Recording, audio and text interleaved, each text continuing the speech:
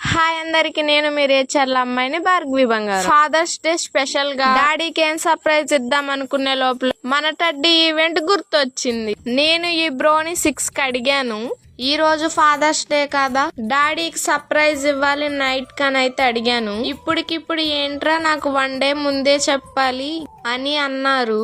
నాకేమొద్దు, ఒక ఫ్రేమ్ చాలు బ్రో అని అయితే చెప్పాను. సరేరా తల్లి 2 hours లో వస్తానని అయితే చెప్పారు. అసలు నేను గిఫ్ట్స్ కొనే టైం కూడా ఇవ్వలేదు. అసలు మేము ప్లాన్ వేసుకున్నదైతే గ్రీన్ ఫీల్డ్ హైవే దగ్గర.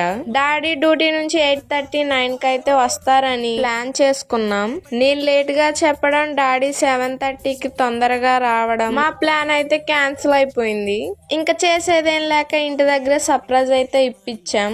సర్ప్రైజ్ అయితే చాలా బాగుంది బ్రో. మా ఫ్యామిలీ అయితే చాలా హ్యాపీ.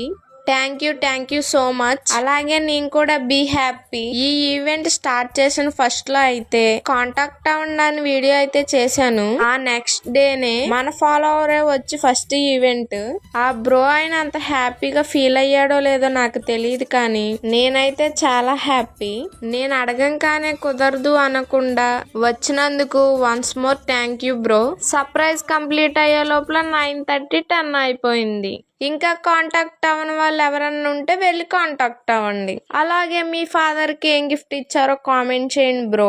ఈ వీడియో మీ ఫ్రెండ్స్ అండ్ ఫ్యామిలీ మెంబర్స్ కి షేర్ చేయండి. వెళ్తూ ఫాలో అండ్ సబ్స్క్రైబ్ మర్చిపోవద్దు. Bye bye.